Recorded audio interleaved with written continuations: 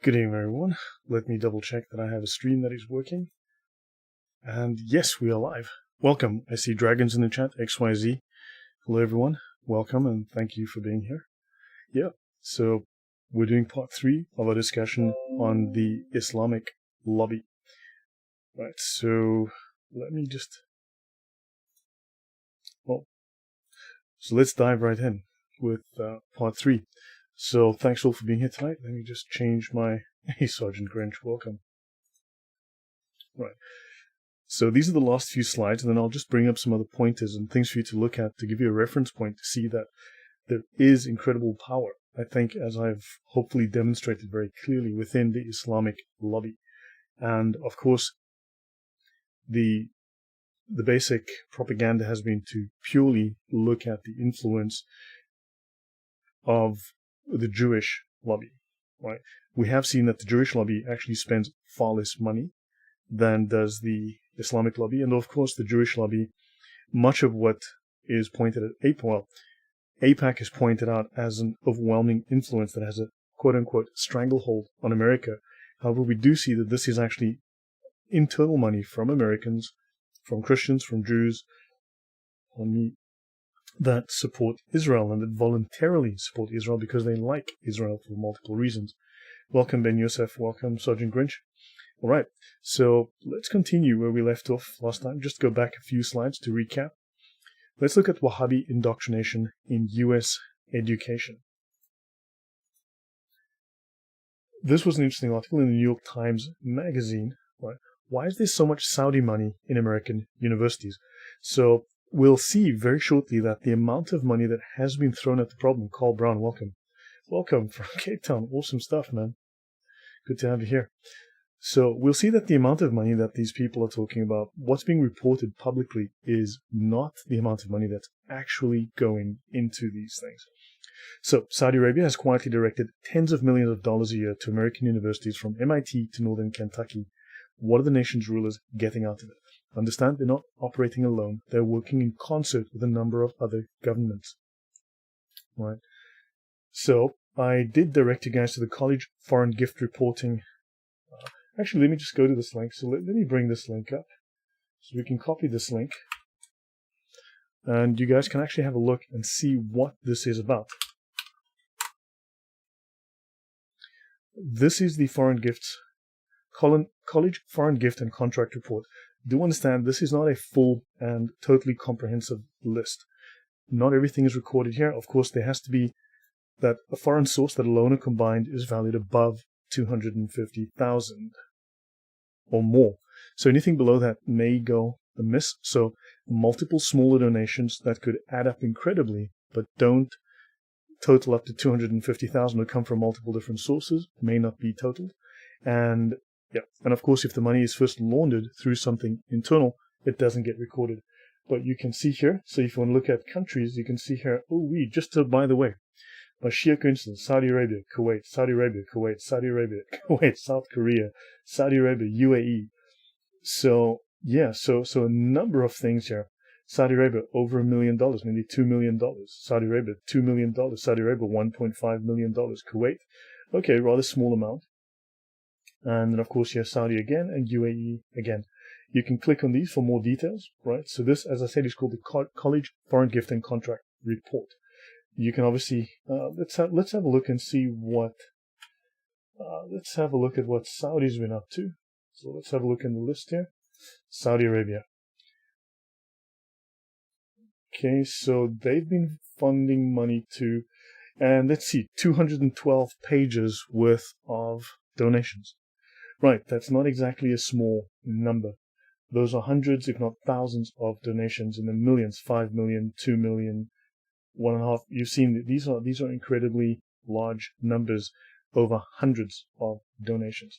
So just so you know, this is available if anyone wants to go and have a look, and you can download this you can download it and it will load in Excel perfectly, and you can do searching within Excel, and you can run your totals within Excel. Okay, and you'll see that the numbers that I provided previously, these have been exceeded since then because these are updated numbers. You can see, unfortunately, the latest numbers are only till the end of June, so just before the beginning of July. You can see here, the 30th of the 6th, 2021. That seems to be the most recent data. Right? So this data is somewhat behind. Sergeant Grinch says, I need to start university. You're right. Yeah, you could make a lot of money. You could get lots of donations. And welcome, Chloe. Good to see you. Okay, guys, so that is that. Let's get back to this presentation. I did cover this before. Now, I have shown this in the past.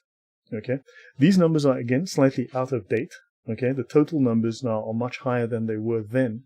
But notice, as I said before, that you're looking at numbers that are at least, in terms of university dawa, in money spent on universities, at least 70 times more than what Israel spent. Israel's money tends to go towards medical education, medical research, and farming, right? Biotechnology. Whereas these others tend to focus their money on politics, education, getting some kind of influence. George Washington University will be relevant. Again, $100 million to George Washington. Look at this, Georgetown, $377 million funding from Muslim nations. What exactly are they getting out of this funding? If this is a bribe, what are they getting for this bribe? Israel donated to George Washington $507,000. Follow the money. Okay, let's continue. So, again, this goes back. We're looking at about 2 or 3 year old numbers here.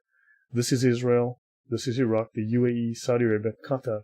These numbers are off the charts. Israel here on the bottom, you can see the sheer amount of money by these Islamic nations dwarfs. Absolutely dwarfs. Chloe Walker makes a very good point. Liberal universities, yes. And it seems the Islamic money is helping it, become more and more liberal. So yes, very good point. These are liberal universities. Right, I did end off last time on this article, Moral Hazard, in the New Republic. It's called The Life of a Liberal Muslim. I'm going to bring this up. We're not going to go through every word in the article, but it is certainly relevant. So this is the original article here in the New Republic, dated 2002. An interesting read. We're going to go through just some relevant things. So this is Khalid Abu al-Fadl. He is Egyptian, and he lives in San Fernando Valley, University of California. And in his email inbox, he found ominous messages from obscured sources warning such as, you know what we're capable of. He began suspecting that the threats were more serious than he initially assumed.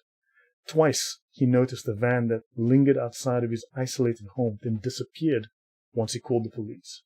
He found the windows of his family's SUV smashed at a crowded movie theater. Sergeant Grinch says, you cannot spell liberal without the lie. Oh, Yeshua's Yahweh, it says it was a good read. Yeah. Now, I don't agree with entirely all the conclusions they draw here, certainly. However, it is a really frightening discussion about how these people have infiltrated universities, how they set policy at major universities in the United States, and the kind of threats, the kind of overt moves they will make to force their will. XYZ says overwhelming majority of universities are liberal. Okay. There aren't many conservative universities left. He never returned as a horse. Yes, that is true. The callers weren't angry white men accusing him of terrorist sympathies. They were fellow Muslims accusing him of selling out the faith. So unless you toe the line, you are going to be punished. Right? So this man, once you read this article, things do not go well for him. Right? I mean, he's not a happy camper. They've made his life a misery. So let's go down here. He speaks of the takeover of Al-Azhar University, which is the major Islamic seminary in the world. It is the highest reputation. It's the oldest of the Sunni Islamic universities, which turns out Sunni imams. It is the highest center of learning in Islam today, in Sunni Islam. The highest ranking sheikh in the once moderate institution, Muhammad Sayyid Tantawi, endorses suicide bombings. Al-Azhar has bullied the Egyptian government into granting it power to censor all books on Islam.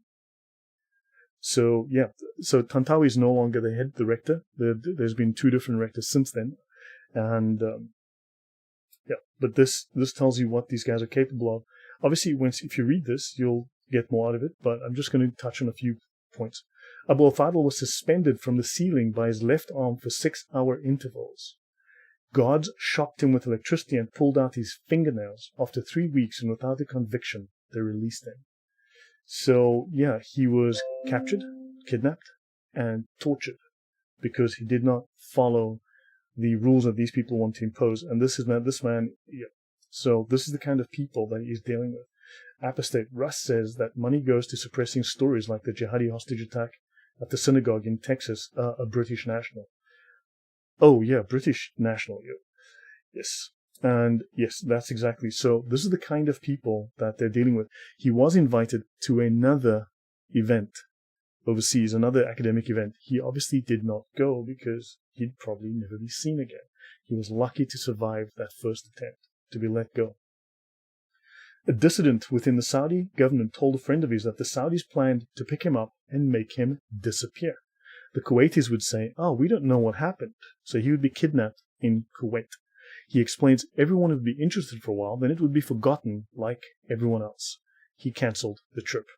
And he says there's no better way to gauge the Saudi effort than by reading off the names of prominent Middle Eastern studies departments and the gifts they've received from the Saudi royal family. Now remember, this is 2002, so we're going now into the 90s. Dzień dobry, Marek. 5 years ago, King Fahd gave the Oxford University more than $30 million to its Islamic Studies Center. Where does that money go? In 94, the University of Arkansas, that is, that'll be Bill Clinton, wouldn't it? His state, received a $20 million grant to begin the King Fahd program for Middle Eastern studies. Thanks to a $5 million gift, Berkeley now houses the Sultan bin Abdul Aziz program in Arab studies. Even Harvard has a chair, currently occupied by legal scholar Frank Vogel, called the custodian of the two holy mosques, adjunct professor of Islamic legal studies, and subsidized by at least $5 million from the Saudis. Saudis have plied him with similar offers of wealth. In 91, before he'd finished his dissertation, the Muslim World League offered him $100,000 to write a book on Islam, but it demanded editorial control. Hi, Arnold. Welcome. 7 years later, the Saudi offered to nominate him for the $200,000 King Faisal Award. So they want people who sing to their tune, who sing their propaganda. Last year, they offered Al-Fadl and his guests an all-expenses paid VIP trip to Mecca. He's seen what Saudi patronage has done to the scholarship of his colleagues. Okay? He's seen what it's done to the scholarship of his colleagues. In other words, it has influenced what comes out of these universities. He calls Vogel's book on Saudi law, Islamic law, and legal systems, Studies of Saudi Arabia, an embarrassment. So the book is called Islamic Law and Legal Systems, Studies of Saudi Arabia. He calls this an embarrassment. Vogel says he has no qualms about accepting Saudi money. I saw it as something very much in the greater good of the Muslim world, and particularly of Saudi Arabia, because he was paid to do things for the benefit of Saudi Arabia. So he's a propagandist for the country. And I'll leave this at that, just to let you know that you're welcome to read this, and you would find that there are some very interesting facts that do pop out here. Things that we can learn about what the Saudis have been doing and the effect they've been achieving. So, to continue. Understand, the Saudis and the Islamic lobby wasn't always necessarily able to change your mind. So they've gone after your children. They've attacked the universities with literally billions of dollars. Let's continue. Let's talk about Sharia finance. Now again, remember these numbers are 2 to 3 years old. So these numbers are out of date. By now, they are much, much higher. Okay? So let's continue. Let's talk about Sharia finance. This is an industry worth 4 years ago, $3 trillion in the United States, I believe. So let's look at CNBC, Global Investing Hotspots. Hot trend in 2017, the rise of Islamic banks on Main Street, USA. Now, a black rock and a black stone, Aquarian riddle. That's actually a very interesting point that you make there. That is a very, very interesting point. Now, understand, everyone obviously, Hitler, being someone very prominent who accused the Jews of controlling global banking, right? Now, the Jews have not established Jewish banks with a Jewish banking system. They've established banks, right? So it's just banks, as we know, banks. Now you've got these Saudis and others establishing specifically and explicitly Sharia-compliant Islamic banks. So now they're changing the banking system. They are injecting their own Islamic principles into the banking system to undermine the financial system as well, right? When I say as well, as I said, I don't buy into all the propaganda and all of the conspiracy theories that I've heard, with the Jews and this and that. I certainly don't buy into most of that. But This has gone unreported and undealt with. Rise of Islamic banks on Main Street. What are they doing? And it says here, okay, in the United States, a quiet financial revolution is going on under the radar of the public eye. It's the rise of Islamic financial institutions, ranging from small community banks in the Midwest that you've never heard of, to nationwide investment banks and brokerage firms. So Islamic banks fund terrorism, and this gained attention during the heated U.S. presidential season after both candidates were suspected of dealing with Islamic banks that fund terrorism. Investigations supposedly proved these claims false. It did put the spotlight on a fast-growing financial network. Washington, D.C. lobbying groups with close ties to Hillary Clinton were paid by a Bengali bank tied to terrorism. It was found that Donald Trump real estate organization rented office space to Bank Melli, an Iranian bank linked to terrorist groups, and Iran's nuclear program. Since 2000, Islamic banks have become a force to be reckoned with. Their capital grew from $200 billion in 2000 to nearly $3 trillion in 2016. They expected $4 trillion in the 2020s. So these are not, again, listening to the propaganda, these are not poor goat herders living in caves. These are extremely wealthy, well-funded people who are working in concert with tons and tons of money. There are now more than 300 banks and 250 mutual funds around the world complying with Islamic principles. And this doesn't mean that these are strictly Islamic companies. These are Western companies that are starting to bend the knee. So I thought Islamicists were not allowed to charge interest. Now, in theory, that is true. I have covered this on my channel in the past, Sergeant Grinch. In theory, they're not, but they use what's called hiyal, right, which is the basis of their form of their deception. Their major form of lying and deception is called hiyal. So it's basically semantics, right? It's basically semantics.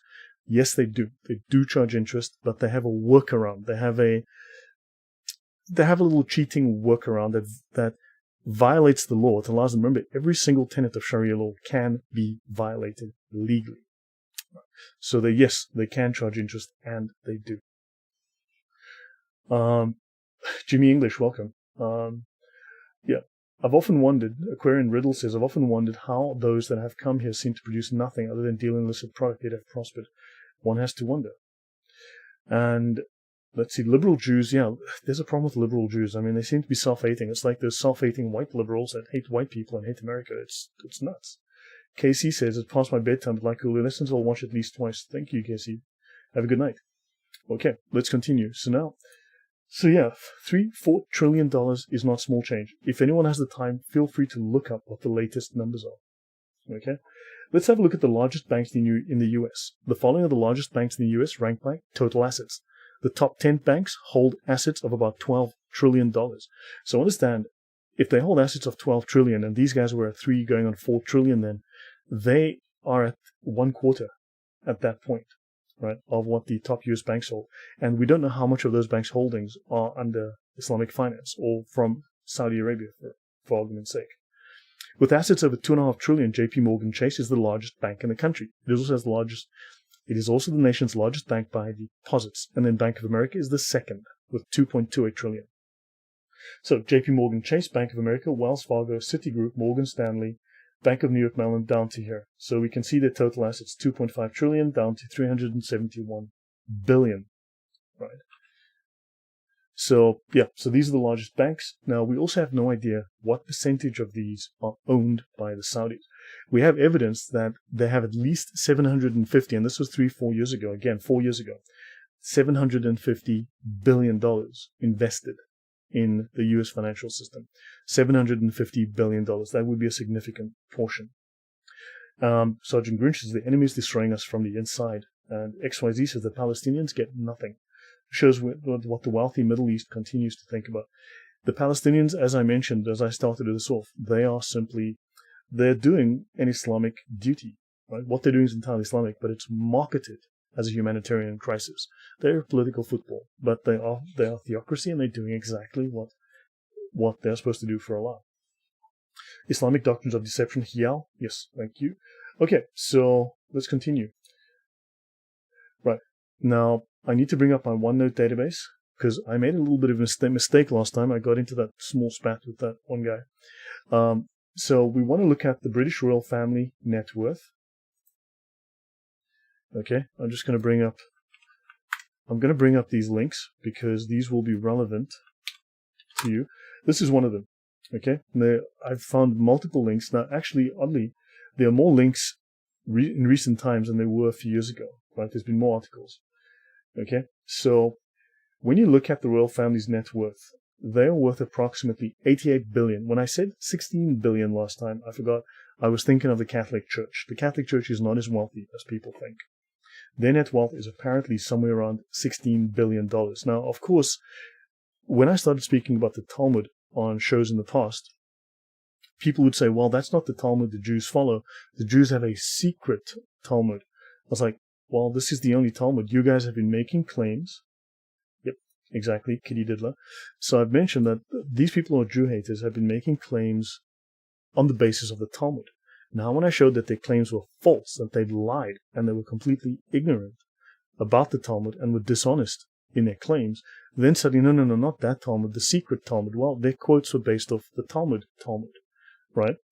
So, obviously someone mentioned that, well, the royal family's wealth, you can't just look at the numbers, you've got to look at the invisible numbers or whatever it was, right? Understand, so their wealth is $88 billion, but once you start looking through how these things are all calculated, the Queen herself apparently only has a wealth, and it's in these articles, there's a number of them here.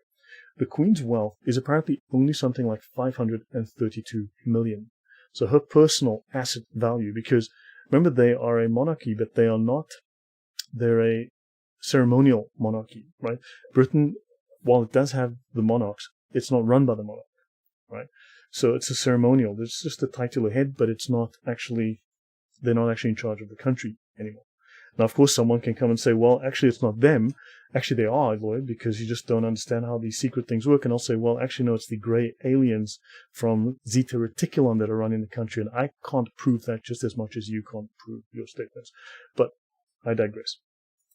So the Queen's income is apparently about, her total worth, based on her asset value and such, is about $532 million, which doesn't make her individually extremely wealthy. She would be very, very low on the list of very wealthy people.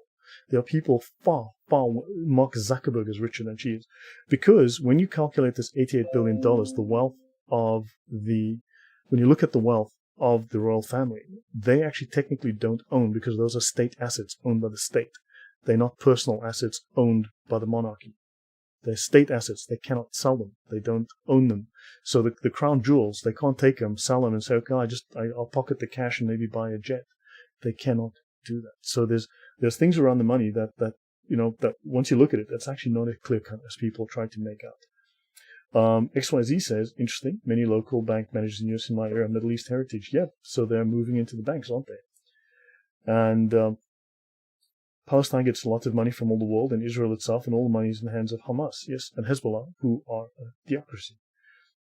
Ishaq Ibrahim says, or Ishaq, I'm having a feeling that the Islamic political lobby discovers Lloyd De Jongh channel, they will try to buy the channel for millions of dollars.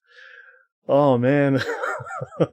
Yeah, well, I guess, okay.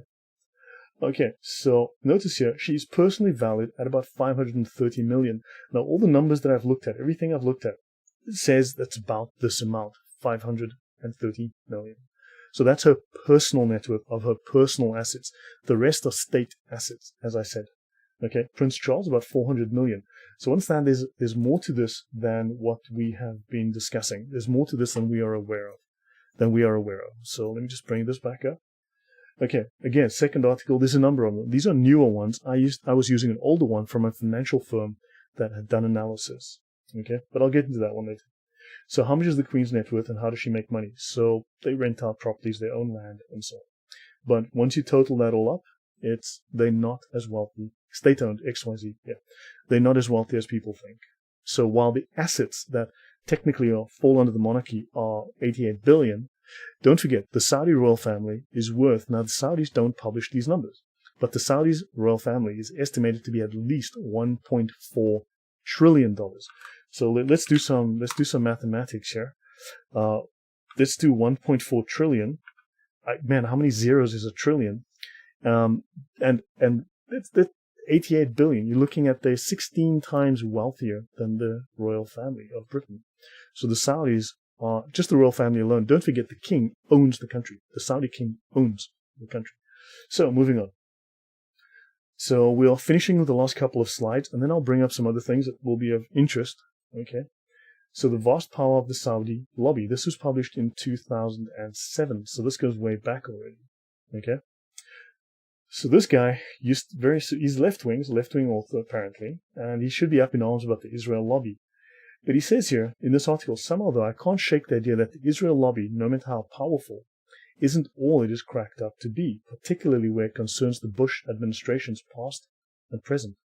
I've covered the deep, deep Islamic ties to the Bush family, especially the Saudi ties.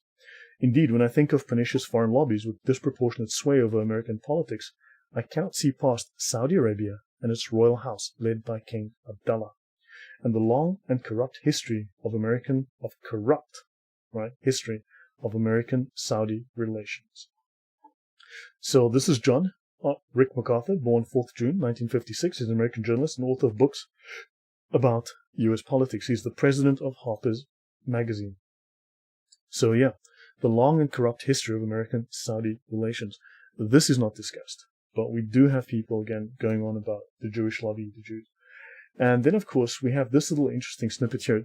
Don't forget, who was the guy which family earned $1.47 billion minimum from the Saudis, this is Nihad Awad from CARE, okay, which is the Islamic Brotherhood, and various other CARE members standing behind him after 9/11.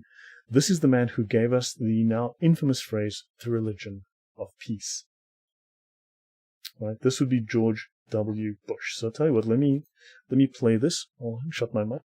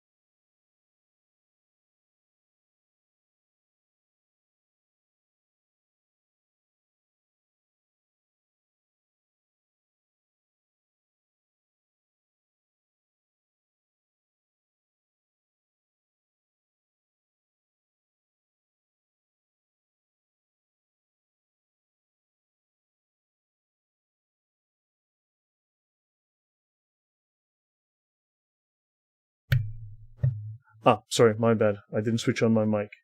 Okay, no, my bad. I didn't switch on my microphone. My bad. Sorry, guys. Okay, yeah. For some reason, the audio is not coming through. I have no idea why, but it should be coming through. But watch the text on the bottom. The face of terror is not the true faith of Islam.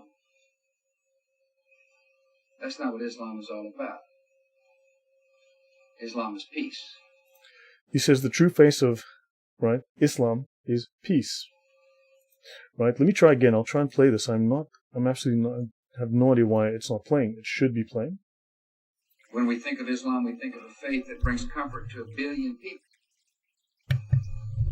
America counts millions of Muslims amongst our citizens. The face of terror is not the true faith of Islam.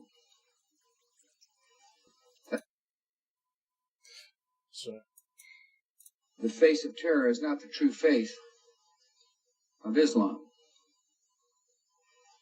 That's not what Islam is all about.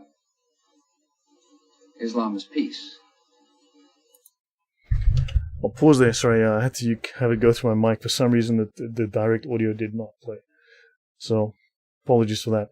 This is the man that was paid $1.5 billion to and gave us the strange term, Islam is peace, which became the religion of peace.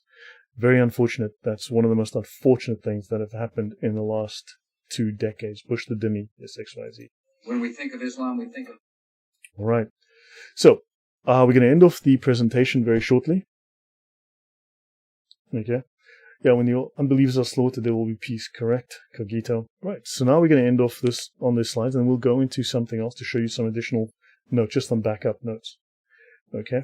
Right. This is Israel. Population, 8.5 million. Area, 8,367 square miles. This is Israel superimposed on the United States. This little tiny dot here. This is Israel. Okay. This is India with Israel superimposed. You can see how small Israel is relative to that. This is Israel relative to Mexico. That's Israel relative to Mexico. Aquarian Riddle, have a look at my community tab. You'll see you mentioned the skull and bones. The skull and crossbones seems to come from the black flag of Islam. Actually, let me go to my channel. So, let me actually go to my channel, and I will show you something that may or may not be helpful to you guys.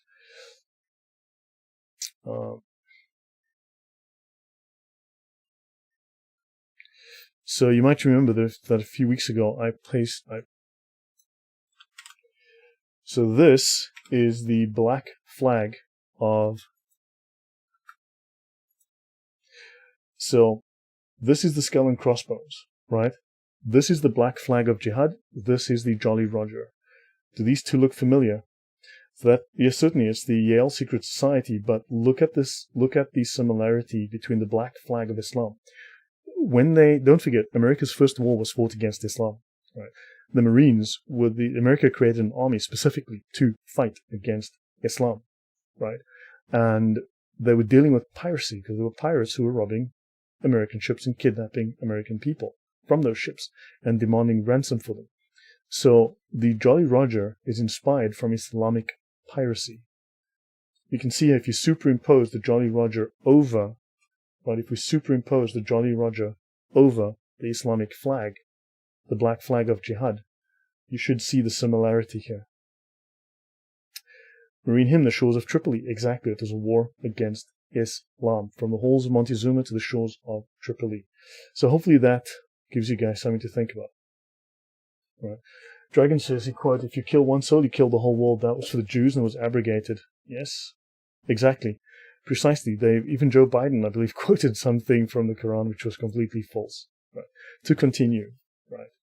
Now, this is Israel superimposed on Iran. So these 4 different countries. Semper Fidelis. Yep. Semper Fi, people. So, right. So this is Israel. Now, look at here. India, 1.27 million square kilometers and 152 times larger than Israel. The US, 458 times larger than Israel. This is Mexico, approximately 90 times larger, and Iran, 76 times larger than Israel. Let's have a look. This is Saudi Arabia superimposed on the US. Okay, that is significantly larger, and if we superimpose Israel upon that, this is Israel. This tiny dot here in the middle, that is Israel. Okay, so yeah, you can understand that this is what Israel is dealing with, right? Now, so to conclude the PowerPoint presentation section, this is map of the Middle East and some of the world. The green area, let's have a look. This is Israel. Let's have a look. Let's put Israel. That is Israel. This little red squiggle here in the middle, that is Israel. The rest, these are green Islamic territories. Okay?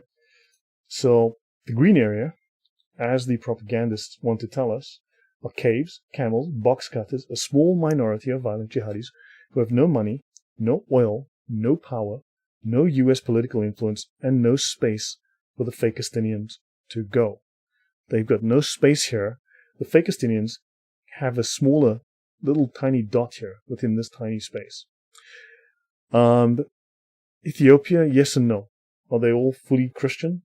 Because they are Muslims in Ethiopia. Right. So with your red area, supposedly here, has unlimited money and unlimited power, supposedly. And yeah, so I'll pause this section here. So hopefully that has been interesting and useful to you guys to get the perspective. So let's continue here.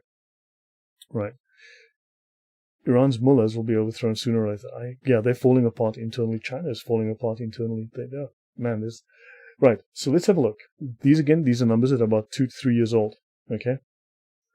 Saudi Arabia, like Canada, mostly useless land areas. Certainly, I mean, but there's a lot. See, Canada has permafrost. You can't always dig through it. The land, sometimes you cannot use it, like Alaska. You cannot get to the resources underneath. Saudi doesn't have that problem. You can dig just about anywhere. Okay? Right. So Israeli interest donated 13 million. This is like 2017 or so, 2018. Right? No, between 2011 and 2018, donated $13 million to 8 of the. These are not schools, these are universities, right? But in every case, their funding was a fraction of the Muslim nations. So again, you've seen some of these figures, but taxpayer money for Middle East studies, right? $597,000 at University of California, Berkeley. Muslim Middle Eastern countries, nearly $19 million. In Israel, $507,000, right? So you can see these countries are Indonesia, right? These are multi-millions of dollars. Kazakhstan donated more money, right? 13 million, right? $13 million, as we've got here. This number is dwarfed. China, nearly $700 million. This was up to 2018. This Chinese number is well over $1 billion now if you look at the new numbers. If you go into the spreadsheet and actually just go and calculate it calculates for you with an Excel. Then if you look at these numbers, these are enormous numbers. They're well over $3 billion now, okay? Including communist China. So $2.5 billion. Yeah, it just doesn't add up. So let's have a look here. A former U.S. Air Force intelligence specialist was accused of espionage for Iran, Monica Witt, who took the name Fatima Zahra. She was radicalized at George Washington University. George Washington University happened to take $100 million from Saudi Arabia and other Muslim countries. Now, when I say MSA, the Muslim Students Association is a Muslim Brotherhood front that operates in these universities. Spreading lies seems to be more expensive than the truth. That's a very good point, Veronica.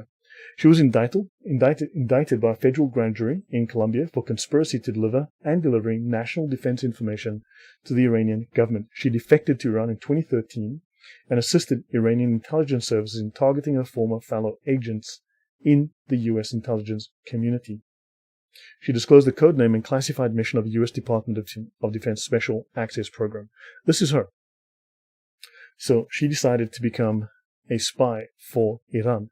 The question is, how many of these people are spies, paid off, indoctrinated within the U.S. system for Saudi and other places? Pakistan, we've discussed the Awan brothers as well. So, United States Air Force Technical Sergeant and Military Intelligence Defense Contractor.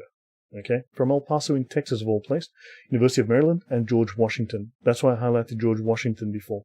They took a lot of money from Islamic sources. Okay, so she underwent an ideological shift before defecting to Iran. Where was she influenced? Well, George Washington University. Israel donated $507,000. George Washington took over $100 million up to that point. Right? Daily Caller News Foundation. So this is an interesting article. Universities took $600 million tied to Muslim nations while forming grade school curricula for U.S. students. So now this not only affects universities, it affects schools. Right, this goes back to 2018. The Department of Education program funds colleges to teach about the Arab world, but upcoming payments are going to colleges that have received millions of dollars from Qatar and Saudi. Coupling the program with the foreign funding is a backdoor route to Saudi influence, and the universities employ faculty who have hosted guests who have made anti-Jewish remarks. Universities funded by the Department of Education to help shape the way K-12 schools and colleges portray the Middle East and Israel are simultaneously bankrolled. This is over $1 billion by now. So these guys are shaping U.S. K-12 schools and colleges, the curricula from kindergarten to high school, but they're taking hundreds of millions of dollars. Okay, we have congressmen who sleep with spies. Yeah, Fang, huh? Yeah, I know who we're talking about here. So, one critic called the payments a backdoor route to Saudi's influence over America's K-12 curriculum. So understand, you've got evidence here that needs to be investigated. Saudi has influence over the declining educational standards in U.S. schools from kindergarten through to university.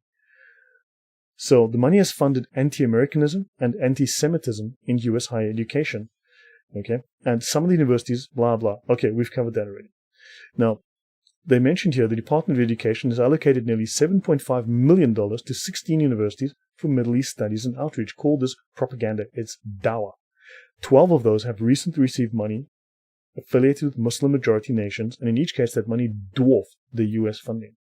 So the U.S. Department of Education gives $7.5 million divided across 16 universities. Let's call it $500,000 each, right? And yet these universities are getting up to $400 million. So I can't wait to see the fight between the gay lobby and the adults. That's going to be entertaining. Okay, so the nations, including blah blah, incorporate Islam or Sharia in their government or had an overwhelmingly Muslim population. Turkey, Lebanon excluded. Lebanon is Islamic for all intents and purposes. I've been to Lebanon many times. Lebanon is Islamic. Since Islam only holds a small majority, that doesn't matter. They control the government by de facto. I mean, technically it's a Christian government, but never mind. Okay, so yeah, I've been there. According to the CIA's World Factbook, I've been there a few times. Right. So there's a backdoor route to Saudi influence over the K-12, and the Saudis have figured out how to make an end run around America's K-12 curriculum safeguards, gaining control over much of what children in the United States learn about the Middle East. In other words, lies and dawah.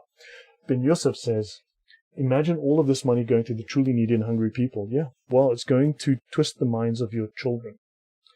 XYZ said, one of the largest population concentrations of former Middle East nationals in my area. Yes, of course. And the Muslim nations awarded $603 million to the 12 universities. Compare $7.5 million from the government to $600 million from Islamic nations. And that's just 2011 to 2016 in that 5-year period. 80 times more than the allocated Title VI funding. Israeli interests donated $13 million to 8 of the schools.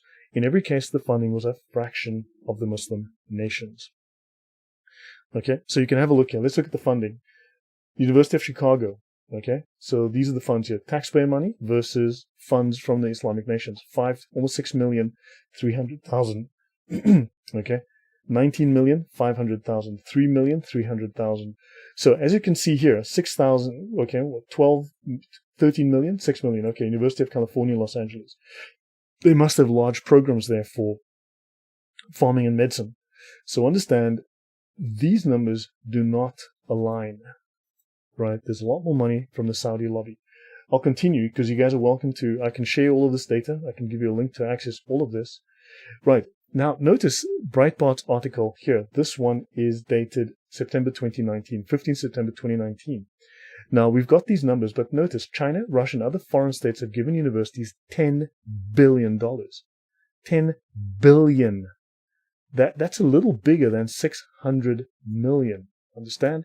Now this number suddenly grew because the numbers are being misreported. The story that we're being told is not correct. You see, you need to be top 3% for entrance. So, okay. And, okay, so the Clarion Project, a watchdog known for its groundbreaking documentaries on extreme ideologies, compiled a report this month revealing the billions of dollars that colleges and universities in America have taken from foreign entities, including enemy states. Okay, so they've taken more than $10 billion since 2012 alone. So that in the 7-year period, we're talking 2012 to 2019, a 7-year period, that's $10 billion. The program helps teachers convey a nuanced and realistic view of Arabs and Islam to overcome stereotypes and shallow media presentations. In other words, accuracy about how vile Islam is, supplementing the often inadequate treatment in curriculum and textbooks. So, yeah. Okay, so Holocaust denial. The University of California, Berkeley, second highest recipient of funding, has $19 million in funding and hosted a lecture where the lecturer said, Holocaust denial is a form of protest. Okay, fine. So denying a genocide is a form of protest. So how about we just deny, I don't know, Palestinian deaths? Just never happened. It's a myth. That'll annoy people. In its report, the Brandeis Center wrote that he downplayed the atrocities of the Holocaust. Okay. Argus says the shortage of American students to fill up the surplus of colleges led to an expansion of importing students, including huge numbers of Middle Eastern students. Yes, that's very sad. So, University of California held a 2009 panel comprised of 4 critics of Israel's existence. Okay, and of course they received Columbia University received $14 million from Muslim countries. Okay, nothing from Israel. And, of course, this Iranian studies professor said that the Jewish state is behind every dirty, treacherous, ugly, and pernicious act happening in the world. Propaganda, blaming Israel for every possible thing. And, of course, Islam is supposedly squeaky clean. Lloyd, have you done a session on donations to current political parties in the US and Europe?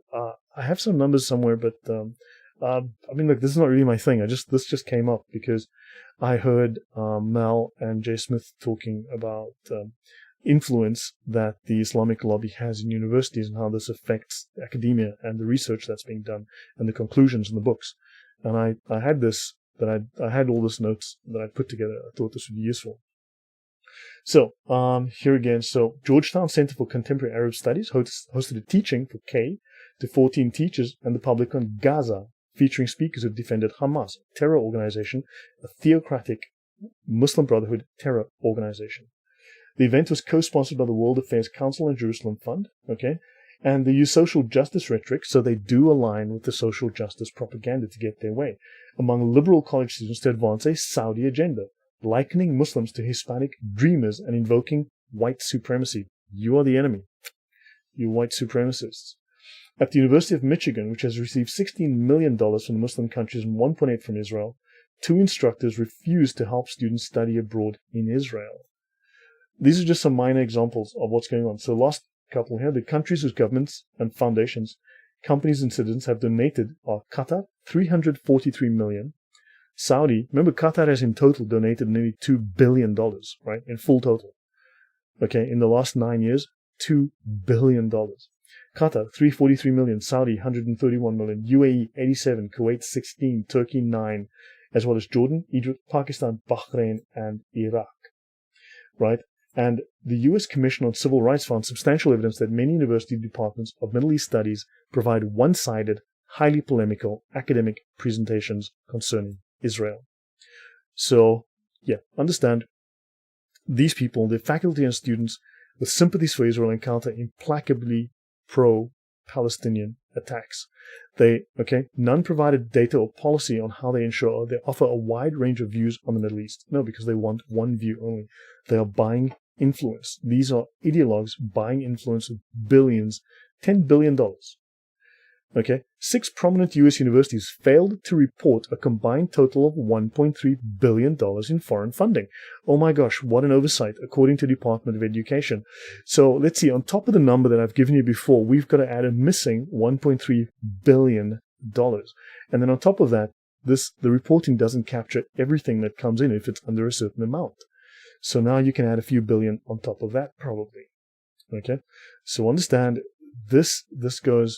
these numbers are the tip of the iceberg. The numbers go far, far deeper and higher. So this is a list of Saudi Arabians by net worth compiled by Forbes magazine, released in 2008. This is a partial list of the richest people in Saudi. Now, the richest man in Israel was apparently at that time worth only about $8 or $9 billion. So these guys from Saudi were much, much wealthier, and they were more billionaires in Saudi than in Israel, and they were far richer.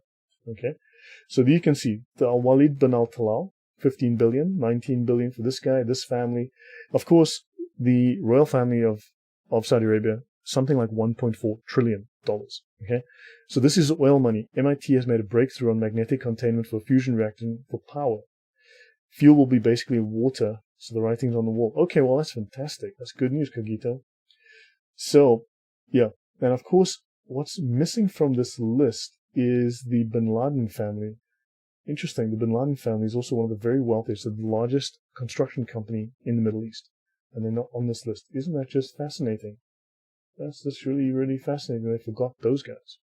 So, of the 1,426 billionaires around the world, 165 are Jews. Not of the 1,426 billionaires, this is according to the 2013 list, right? So of these 1,426, it wasn't like 1,425 were Jews, only 165. Their joint wealth is 812 billion. So how about the rest? How about the other 1,260 of them, according to Forbes magazine? So go to Forbes magazine, look up the rich list. At the time, Larry Ellison, 45 billion. Today his wealth is about 90 billion, 72 billion, I think. Then, of course, you've got now on top of this list is Mark Zuckerberg. He was 13 billion then. He's now 96 billion. He's a little bit ahead of Larry Ellison. He's about 20 billion ahead of Larry Ellison. Okay. So these are known billionaires. Okay. So he was 16th richest in 2013. He's now the richest. Okay. Right. So, yeah. So moving on. Oh, by the way, you know the World Trade Center? There's a fantastic story about the World Trade Center. Look it up. Google the World Trade Center. The Japanese architect who designed it. The World Trade Center was designed according to inspiration from Islamic designs. The architect used Islamic designs to build the World Trade Center. But just look up the architect who designed the World Trade Center and read the little story that you find. If it doesn't leave you scratching your head, I don't know what for, because, man, all the Islamic connections to the World Trade Center through this architect, it's insane. It is insane. Okay? So the World Trade Center was designed, so the plaza in front had a fountain. The fountain was modeled on the Kaaba and of the Grand Mosque in Saudi Arabia, in Mecca. Okay? So the two towers, remember, if you go to the Kaaba, you've got the twin minarets at the back, then you've got the Kaaba, and then you've got the Zamzam well next to it, right? So there was a fountain, and there was some kind of design in the plaza in front, which represented, according to the Japanese architect, the Kaaba, the well, and the twin towers was the twin minarets in Mecca. So he designed the twin towers after the Kaaba in Mecca, apparently. That was part of his inspiration for this. Just go read up on it. It is insane. It's nuts when you go read about it. 2019 sees 2,153 billionaires. Okay, 2019. US 609, China 324, Israel has 21, Saudi does not appear. Okay, Saudi does not appear. So the number of billionaires, so the Saudis hide that data. They keep that data quiet. Okay, Saudi owns now, I'll start winding down here. So Saudi owns $117 billion of US debt. Now it's interesting that obviously they own some debt, which means they have some say over the economy. But of course, what happens is, okay, so the Cayman Islands, a country of less than 60,000 people, owned $265 billion of U.S. treasuries. So this gives them some financial input over U.S. policy. Understand, they own some debt here, which means they can put a bit of a squeeze on the U.S. If they threaten to sell, right, they can crash the economy, they can crash the stock markets, right? So understand now, think about it. Saudi has 117 billion, but the Cayman Islands, which would fit in my bathroom, has more than double that. Understand, this number makes no sense.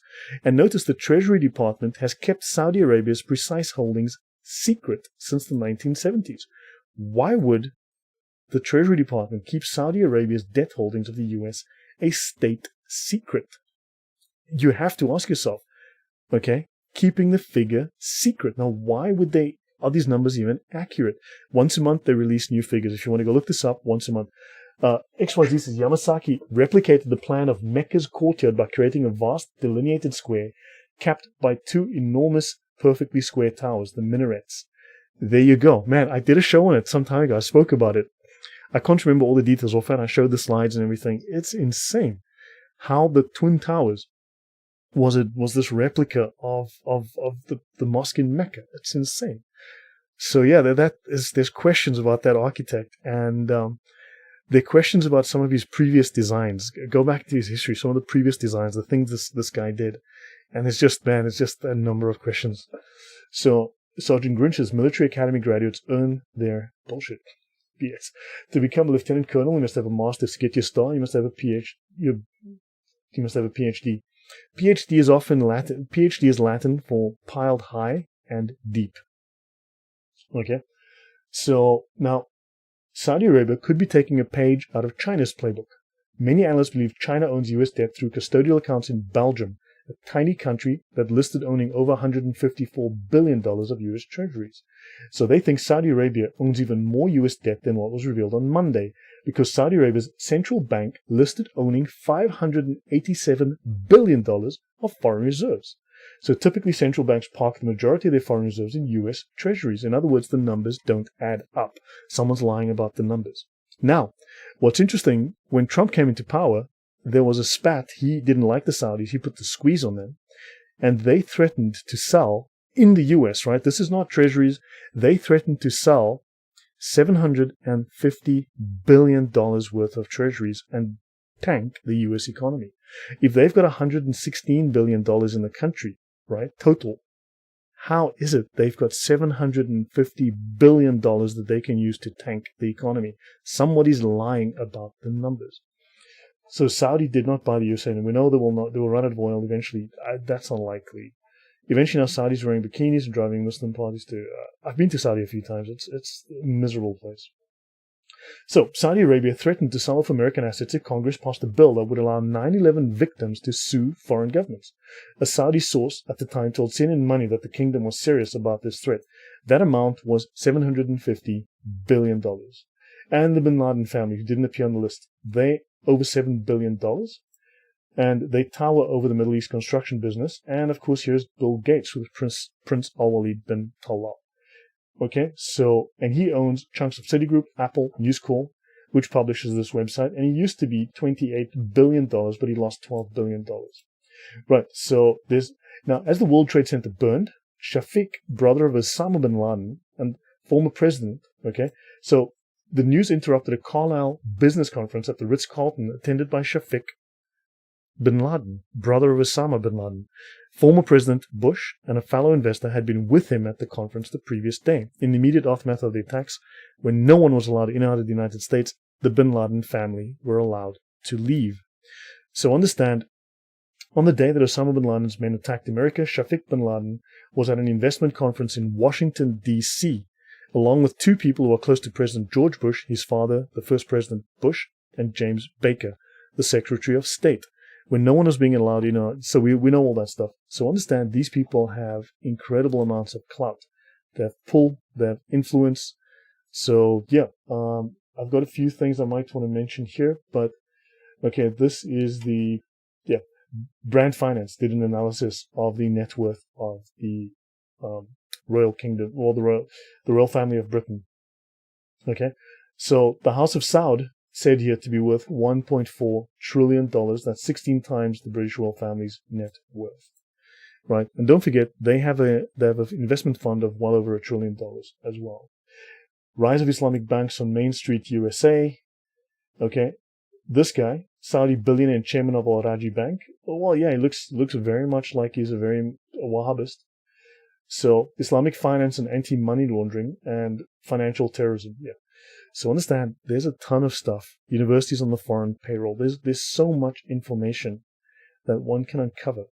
And they all flew away. Yes, they did. Yeah, PhD for piled high and deep. Didn't you know that? So guys, understand there's a lot going on that we don't know about the money. So if someone wants to take the time to follow the money, to go through this, you'll find at least some figures, right? They may not be entirely accurate, but at least you'll have something. So hopefully we've put paid to the rumors about the Jewish lobby, and we've seen now the extensive, deep, powerful influence in almost every sphere from finance. These guys are getting into finance. They control the curriculum from kindergarten to university, from kindergarten through high school, through primary school. Understand, they are influencing the design of the U.S. curriculum. You need to be terrified about that. And everyone's focused on them Jews. I think people need to take some time and take stock and think about the Muslim Brotherhood, think about what the Saudis are doing, and think about what Sharia law is doing, and think about Islam. They are coming, they are spending billions of dollars. How much of that $10 billion is theirs? So, yeah. So, guys, I think we can end this one here, unless anyone has any questions. Saudis are returning our money when they purchase military equipment. Certainly, but I guess, but then so does Israel. Everyone moans about Israel getting money. Kagito, so, okay, thank you for His Extreme and teaching. You guys are welcome, thank you. I hope, to read all this, it's a lot of work to go through this. So, guys, hopefully this has taught you something, and hopefully I've put now to bed a lot of the rumors. You've seen some numbers, and these numbers can all be updated. The latest numbers are even more in favor of all of these Arab countries. They've spent even more under Trump because Trump was giving them a hard time, so they were forced to spend more money for more influence. Actually, there's actually more. there's other numbers I have as well where you can see just how these guys are busy phoning. Actually, let me go here. Right, Saudi Arabia. Okay, so we've got that, but we know the number is much more. Okay, and we know about this. Okay, so 116 billion. What we know that number is probably, but the kingdom reportedly threatened to sell up to $750 billion in treasuries. So if they've only got 116 billion in the country, where does that 750 billion come from? Right, how the kingdom wins, the Saudi lobby, how the kingdom wins in Washington, Center for International Policy. They speak here of what the Saudis do, who they contact, how they run their money, who is getting their lobbying money, who they are lobbying to, who they are trying to get hold of. Right, so this is a very interesting report as well. And just so you know, that's Trump on top there with the Saudi king on the picture. So contacts made, Podesta Group. These guys are still active. They're still active, 2017. Right, so you can see here how many times they have contacted the Senate, the media. Okay, they clearly are very interested in contacting the media, the executive, the governors, private companies, think tanks. So these guys are everywhere. Okay, top 10 congressional officers contacted by Saudi lobbyists. Lindsey Graham, so obviously clearly want his interest. I mean, they want his attention. Of course, you get this guy who was Tim Kaine, who was Hillary's running mate. Okay, so yeah, top 10 media organizations contacted by Saudi foreign agents: PBS Frontline, Wall Street Journals, Reuters, New York Times, CNN, Washington Post, Fox, Politico, Foreign Policy, and The Hill in that order. And then political contributions, you can see the numbers here. So this is a very interesting report. I'll go back to the top so you can see it. Foreign Influence Transparency Initiative by Ben Freeman, the Saudi lobby, how the kingdom wins in Washington. Might be worth a look. Sharia banking in the US. I forgot. Let me cover this. It's okay. The FBI are watching citizens at school board meetings. Exactly. They're watching your mom. That's what the FBI is doing. What I find ironic is that YouTube regularly posts Islamic charity ads and videos exposing Islam. I know. It's crazy. I hear that a lot. So let's have a look. In the last 5 years, we've seen more Islamic banks in the US offering a wide range of financial services and having developed techniques to provide financing while staying true to Sharia principles. There are a few fully operational Islamic banks which offer halal finance products such as blah, blah, blah, blah, and blah, blah, right? And there are foreign financial institutions may offer US-approved Islamic banking products. So now they've got approval for Islamic banking products. Right, guys, so there's a list of Islamic banks in the USA. Now, there are no Jewish banks in the USA. There are no Protestant banks in the USA. There are no Catholic banks in the USA, but there are Islamic banks in the USA. Hopefully that sounds wrong to you, okay? The Bank of Whittier. Now that's interesting. List of Islamic banks. As you can see here, the Bank of Whittier, it sounds very English. Doesn't sound Islamic to me at all. American Finance House. Yeah, that's the MSI Financial Services. These are Islamic banks. Dubai Islamic Bank, Standard Chartered Islamic Banking, and JP. Oh my golly, does this say Islamic banks? JP Morgan? I thought they were Jewish. Okay, fine. Understand there are things going on here that we need to question. Okay, so these guys, okay. Big and small investors are increasingly dipping their toes in the world of Sharia-compliant financing, a sector that has grown to more than $1.6 trillion in assets worldwide over the past 3 decades. It's now 3-4 trillion. It's one that analysts see as having the potential for even greater growth as the Muslim population grows in the US and Europe. Luxembourg issued a $254 million Islamic bond. Hong Kong completed its first sale of Islamic debt, raising $1 billion. Then Britain, in June, became the first Western nation, an Arabic word that means certificates. So, yeah, this is not Jewish banking. This is Islamic banking. Yes, Jimmy English, the UK even has Sharia courts on street corners, yeah. Goldman Sachs and HSBC are among Western financial service behemoths that have introduced Islamic banking. And in the US, for the last decades, a number of banks have been arranging for mortgages and auto loans for their Muslim clients that are permissible under Islamic law. You'd think if they were so heavily Jewishly controlled banks, they wouldn't be doing this, but somehow they seem very pro-Islamic, right? How are these banks different? These are under the Sharia, DW. These are Sharia-compliant banks. These are Islamic banks. They operate according to Islamic principles. They run your finances on the Islamic law. Okay? There are unofficial Islamic banks operating in the US as well, says RJ. And let's see, outside the US, Sharia finance is making huge strides from London to Kuala Lumpur. Assets held by Islamic banks continue to grow by more than 15% per year, and analysts predict the potential size of Islamic financial markets could reach several trillion dollars in a matter of years, according to a Council of Foreign Relations report on Islamic finance published this year. So yeah, there's more here about the Bushes, about the Bush connections. If you look at this article, 10 Bush-Bin Laden connections that raised a few eyebrows. You're welcome to look at this on your own time. Jim Barth. CIA asset. Around the same time when the CIA was under the direction of Bush Sr., he had connections to all of the Middle Eastern businessmen looking for opportunities, including Saudi Arabia. Tight connections. So guys, I'll end here for sure. JP Morgan Islamic Bank. Interesting, yeah, maybe we want to look at what kind of Islamic banking products JP Morgan is into these days, right? So maybe the whole Jewish narrative is false. Maybe the whole Jewish narrative needs to be looked at with a raised eyebrow and a bag of salt. Carl Brown says, and those Islamic banks will only lend to Muslims, will only finance Muslim projects and businesses. Anything that's pro-Islamic, they will do. Ishaq Ibrahim says, what do you think will happen if the US sees Saudi money before they sell the US investments? Who knows? I mean, there'll be a financial war on with the rest of the Islamic world. There's a lot more money than probably we're aware of.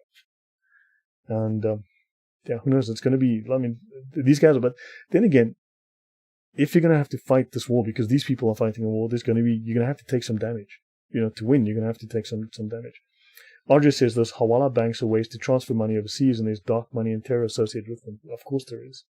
So guys, I'll end here. You guys are welcome to look through these articles for yourselves. The Jewish narrative is Islamic. Jimmy English says, yes, of course, it's Islamic propaganda.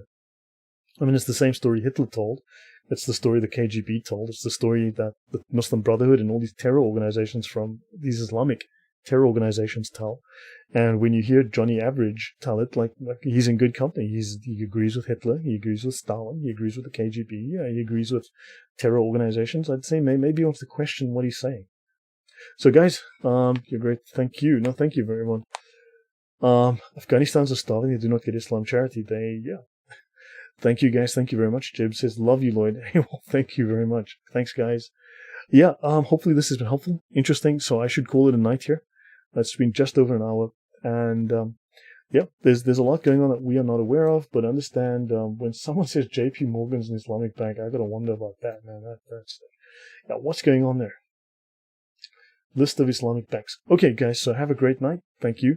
And I will see you shortly. Well, I'll see you in a few days. Take care. Bye-bye.